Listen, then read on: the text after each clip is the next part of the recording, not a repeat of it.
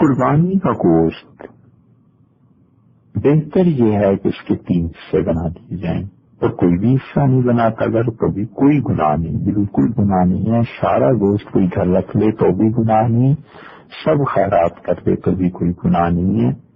اور بہتر ہے کہ 3 حصے رکھ لے، 3 حصے کر لے تو ایک حصہ خود اپنے لیے اور ایک حصہ دوستوں کے لیے اور ایک خیرات کے لیے۔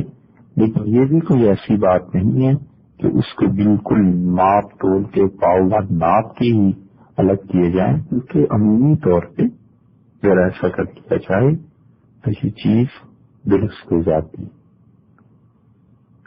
اور حضور صلی اللہ علیہ وسلم نے جو قربانی کی تھی، ایک گائے پوری اپنی ازواج مطہرات کی طرف سے کی تھی، اور رسول اللہ صلی اللہ علیہ وسلم نے جب قربانیاں کی ہیں تو آپ نے فرمایا جتنے جانور دعا ہوئے ہیں ان سب میں سے ایک ایک بوٹی لے لو اور اس کی یخنی اور اس کا سوپ بنا کر مجھے دے دو۔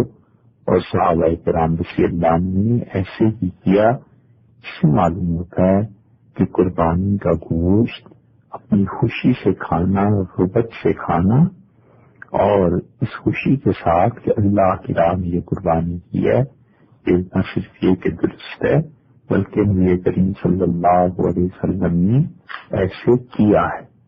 اور اگر کوئی آدمی نبی کریم صلی اللہ علیہ وسلم کی اس بات پر عمل کرے گا تو اس انسان کو اس کا زیادہ ثواب ملے گا۔